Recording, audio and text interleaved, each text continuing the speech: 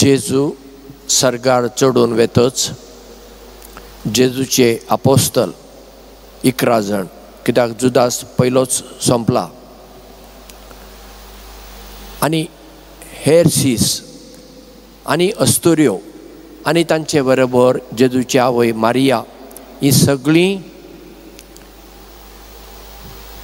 वयल्या कुडांत जंय जेजून आपलें निमाणें जेवण केल्लें थंय एकठांय येतात आनी मागणें करतात अशें आमी आयच्या पयल्या वाचपांत आयकलें.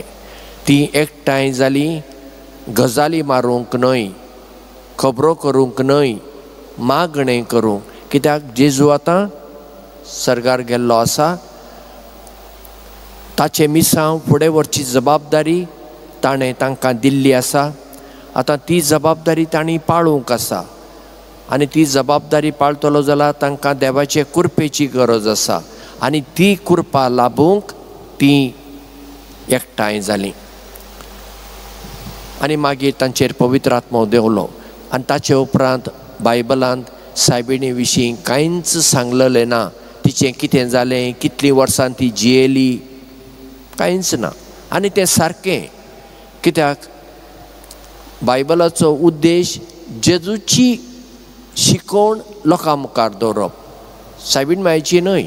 सायबीण माय जेजूची एक खरी शीस, देखून तिचे विशीं कांयच ना.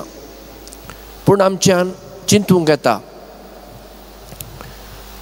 मरासर तिणें जेजूची बरी खबर हेरांक आपल्या उतरांनी आनी आपल्या करण्यांनी आपल्या जिवितांत तिणें दिली, हातूंत दुबावच ना. आयच्या दुसऱ्या वाचपांत आमी आयकलें, देव आपल्या दुताक गाब्रियेलाक धाडटा. जुदेव लोक देवदूताक मानताले, एंजल्स, पूण 7 जण आर्केंजल, महादूत.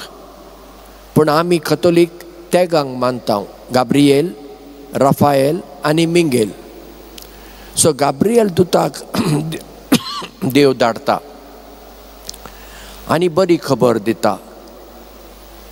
पूण मारिया तें आयकून भियेता, कित्याक ती जाणा हें कशें जातलें, दादल्या लागीं म्हजो संबंद ना. काजाराचें उतर जालां वय, पूण ती सांगाता जियेनात. आनी वो गाब्रियल दूत म्हणटा तूं देवाची आवय जातली.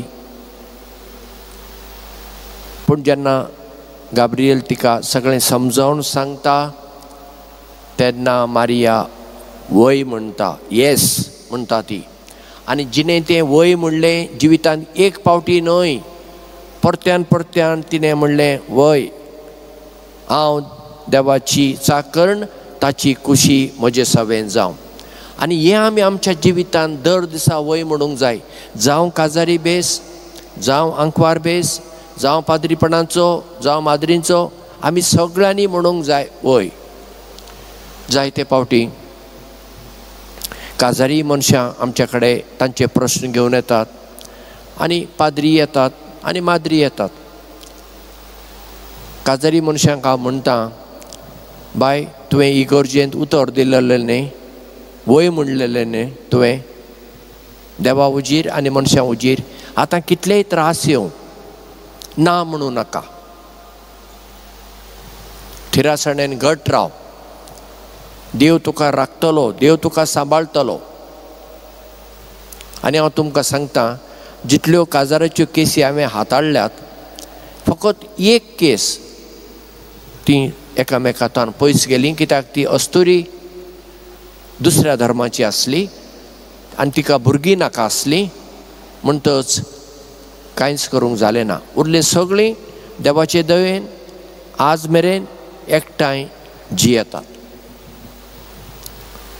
जेन्ना पाद्री येतात, ब्रदर येतात आमचे कडेन, वा सिस्टरी येतात, तेन्ना हांव तांकां म्हणटा, पळय तुवें आप कुशेन हो भेस आपणायल्लो आनी तुवें जेजूक वय म्हणलें, ना म्हणूंक ना.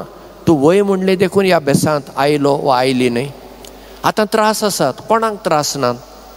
त्रास आसा म्हणून सोडूंक चिंतू नाका.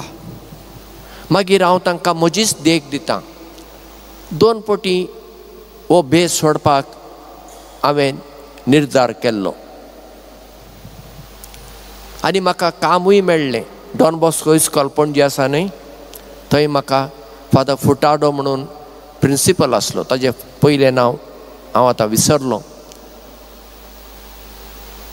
ताणें म्हाका म्हणलें अमक्या दिसा येवन जॉयन जालें ना, कित्याक देवान सोडलो ना. मागीर चोडना शराव थंय इस्कॉल आसा, थंय एप्लिकेशन केलें.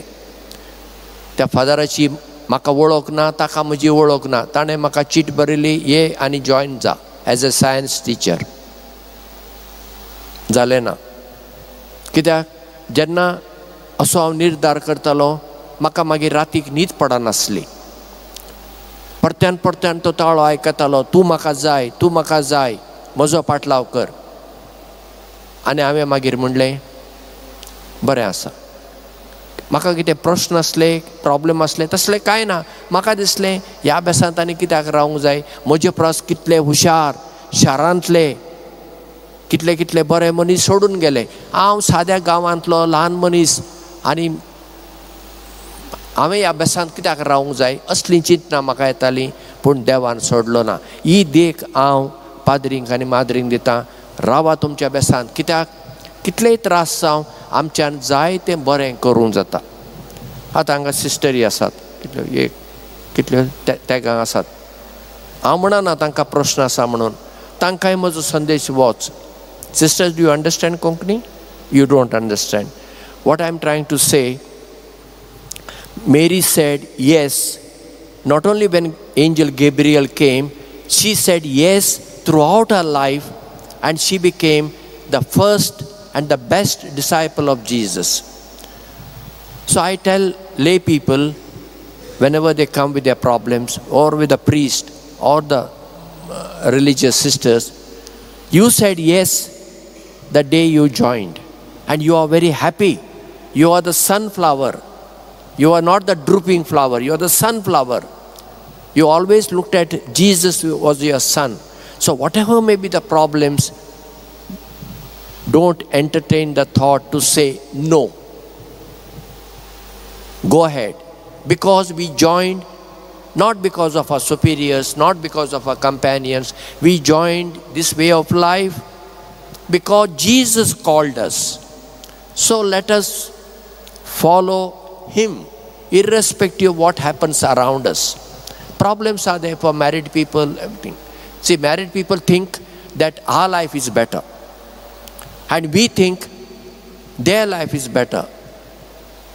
Actually, both lives have their own joys, their own sorrows and crosses. So best thing is, once we choose a way of life, we remain there till the end, as Mary and the apostles remained faithful to Jesus. Let us ask this grace as we celebrate the feast of Our Lady of Rosary. May she obtain for us the grace to follow Jesus today and every day of our life.